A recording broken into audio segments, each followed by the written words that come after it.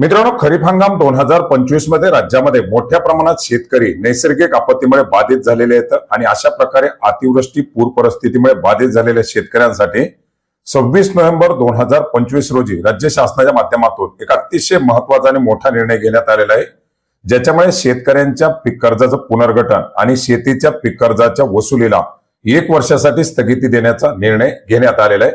तर मित्रांनो, हाच निर्णय कोणत्या तालुक्यासाठी लागू राहील, काय निर्णय घेण्यात आलेला आहे हे सविस्तर आपण या जीआरच्या माध्यमातून समजून घेण्याचा प्रयत्न करणार आहोत। मित्रांनो, राज्यामध्ये सन 2025 मध्ये अतिवृष्टी पूर परिस्थितीमुळे मोठ्या प्रमाणात शेतकऱ्यांचं नुकसान झालेलं होतं आणि याच्यासाठी राज्य शासनाच्या माध्यमातून 10 ऑक्टोबर 2025 रोजी एक जीआर निर्गमित करून राज्यातील नुकसानग्रस्त तालुक्यामध्ये अनेक सवलती जाहीर करण्यासाठी मंजुरी देण्यात आलेली होती, ज्याच्यामध्ये महत्वाच्या अशा 2 सवलती देखील होत्या। त्या म्हणजे सहकारी कर्जाचं पुनर्गठन आणि शेतीशी निगडीत कर्जाच्या वसुलीला स्थगिती 1 वर्षासाठी। आणि याच अनुषंगानं 26 नोव्हेंबर 2025 रोजी सहकार विभागाच्या माध्यमातून एक परिपत्रक निर्गमित करून राज्यातील जे शेतकरी अतिवृष्टीमुळे बाधित झालेले आहेत अशा शेतकऱ्यांच्या सहकारी कर्जाचं पुनर्गठन आणि शेतीशी निगडीत कर्जाच्या वसुलीला 1 वर्षासाठी स्थगिती देण्यासाठी मंजुरी दिलेली आहे।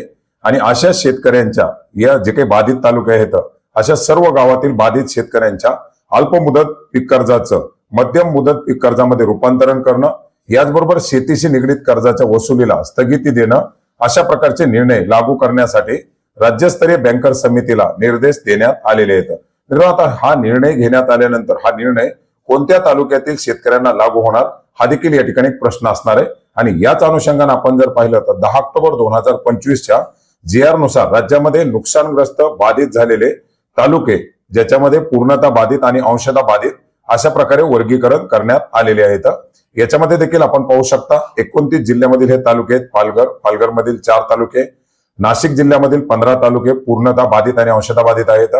धुळे जिल्ह्यातील अंशतः बाधित मध्ये 3 तालुके आहेत। जळगाव मधील 13 तालुके, अहिल्यानगर मधील 14 तालुक्यांचा याच्यामध्ये समावेश आहे। तर पुणे जिल्ह्यातील 2 तालुके, सोलापूर मधील 11 तालुके, सांगली जिल्ह्यातून 10 तालुके, सातारा जिल्ह्यातील 8 तालुक्याचा याच्यामध्ये समावेश आहे। तर कोल्हापूर जिल्ह्यातील 8 तालुके, छत्रपती संभाजीनगर जिल्ह्यातून 9 तालुक्याचा, जालना जिल्ह्यातील 8 तालुक्याचा, बीड जिल्ह्यातील 11 तर लातूर जिल्ह्यातील 10 तालुक्याचा याच्यामध्ये समावेश आहे। धाराशिव जिल्ह्यातील 8 तालुक्याचा याच्या अंतर्गत समावेश आहे। नांदेड जिल्ह्यातील 16 तालुके, परभणी जिल्ह्यातील 9 तालुके, हिंगोली जिल्ह्यातील 5 तालुके, बुलढाणा जिल्ह्यातील 13 तर अमरावती जिल्ह्यामधील 14 तालुक्याचा याच्यामध्ये समावेश आहे। अकोला जिल्ह्यातील 7, वाशिम जिल्ह्यातील 6, यवतमाळ जिल्ह्यातील 16, वर्धा जिल्ह्यामधील 8, नागपूर जिल्ह्यामधील 13, भंडारा 7 तर गोंदिया जिल्ह्यामधील 8 तालुक्याचा याच्या अंतर्गत समावेश आहे। चंद्रपूर जिल्ह्यामधील 14 आणि गडचिरोली जिल्ह्यामधील 12 असे एकूण 29 जिल्ह्यामधील 251 पूर्णतः बाधित आणि 31 अंशतः बाधित अशा 282 तालुक्याचा याच्या अंतर्गत समावेश करण्यात आलेला आहे। आणि अशा या 282 तालुक्यामधील जे काही गावं आहेत अशा गावातील शेतकऱ्यांना या सवलती लागू राहणार आहेत, ज्याच्यामुळे आता 1 वर्षासाठी शेतकऱ्यांच्या पीक कर्जाची वसुली करण्यासाठी बँकांना मनाई करण्यात आलेली आहे। बँकांकडे जीआर नाही अशा प्रकारे सांगितलं जात होतं आणि याच पार्श्वभूमीवरती हा जीआर अतिशय महत्वाचा असा ठरू शकतो। तर मित्रांनो, अशा प्रकारची एक महत्वाची माहिती होती जी आपणास नक्की उपयोग पडेल अशी आशा करतो। हा जीआर आपण महाराष्ट्र.gov.in या संकेतस्थळावरती पाहू शकता। याची लिंक आपल्याला व्हिडिओच्या डिस्क्रिप्शन बॉक्समध्ये सुद्धा मिळेल। धन्यवाद।